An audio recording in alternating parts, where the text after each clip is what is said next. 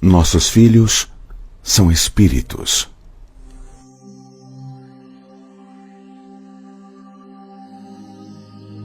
Como diz a máxima de sabedoria espiritual, nossos filhos não são nossos filhos. São apenas espíritos parceiros, irmãos espirituais numa mesma jornada de evolução. Vamos entender de uma vez por todas que não existem pais e filhos. Do ponto de vista espiritual, não há pai, mãe, filho ou qualquer outro papel biológico. Existem apenas espíritos que se ajudam numa mesma caminhada espiritual. Entenda que seus filhos não são seus filhos. São filhos de Deus. Deus é o único Pai de todos nós. Um Pai eterno que tudo vê, tudo sabe e está presente em todos os lugares. Um Pai eternamente vigilante que não dorme e sempre cuida dos seus filhos. Somos todos filhos de Deus, filhos e filhas de um mesmo Pai Celestial. Por acaso os filhos vêm ao mundo pela nossa inteligência e habilidade de geração? Ou eles são gerados a partir de nós pela sabedoria infinita da criação divina? Permitimos que eles sejam gerados, mas não somos nós a causa da geração.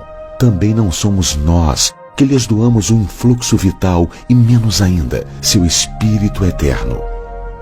Tudo, absolutamente tudo é dado por Deus. Como filhos de Deus, nós temos o sagrado direito à maior herança que existe em todos os tempos. Essa herança é o cosmos infinito, que nos pertence e no qual viveremos pela eternidade. Dessa forma, por que se preocupar com o destino dos nossos filhos? Acaso esse Pai eterno e infinito, onipresente, onipotente e onisciente, deixaria seus filhos abandonados à sua própria sorte? Ou Deus, sendo soberanamente justo, bom e perfeito, sabe melhor do que nós como cuidar de seus filhos? Julgamos saber melhor do que a perfeição divina o que é melhor para os espíritos que chamamos filhos? O Pai terreno pode abandonar, pode morrer, pode se magoar, pode falhar, pode duvidar, pode errar de inúmeras formas com seus filhos. Mas o Pai eterno jamais erra, jamais abandona, jamais duvida, jamais morre e está eternamente presente. A mãe e o pai terrenos desejam obter a posse do filho. Proclamam aos quatro ventos: é meu filho. Há duas grandes ilusões nessa frase. A primeira é meu.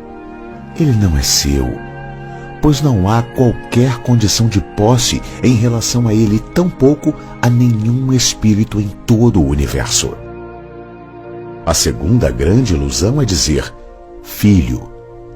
Ele não é seu filho, é filho de Deus, filho no universo, filho do cosmos.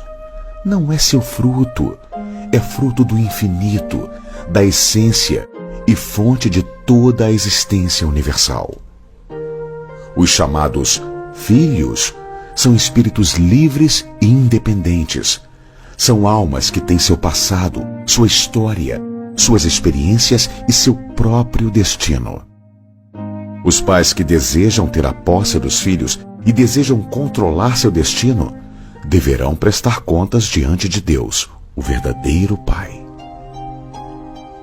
Não tem problema o filho do outro ser lixeiro, contanto que meu filho seja doutor. Os pais declaram sempre que precisam orientar seus filhos nas veredas da existência. Isso é verdade. A orientação, o ensino de valores e virtudes é importante. Mas o exemplo de vida e a prática do que se ensina é muito mais importante. Além disso, é certo que muitas vezes os filhos ensinam muito mais aos pais do que os pais aos filhos. Há muitos espíritos de filhos que vêm com a missão de ensinar e orientar o espírito de seus pais. Mesmo crianças podem ensinar, orientar e ser um exemplo de conduta e sabedoria muito melhor do que seus pais. Se tanto pais como filhos podem ensinar-se mutuamente, fica a pergunta: quem educa quem? Um aprende com o outro, e não há hierarquia educativa dos pais em relação aos filhos. Por que nos arrogamos o direito de dizer-lhes o que fazer, o que pensar e como devem ser? Aquele que acredita saber o que é melhor para os filhos se engana imensamente, está mergulhado numa perigosa ilusão. Os seres humanos aprendem mais com a falta do que com o ganho, mais com a perda do que com a conquista. Por isso, não se comprometa com o auxílio de tudo lhes dar e nada deixar faltar, nem tente preservá-los das adversidades da vida.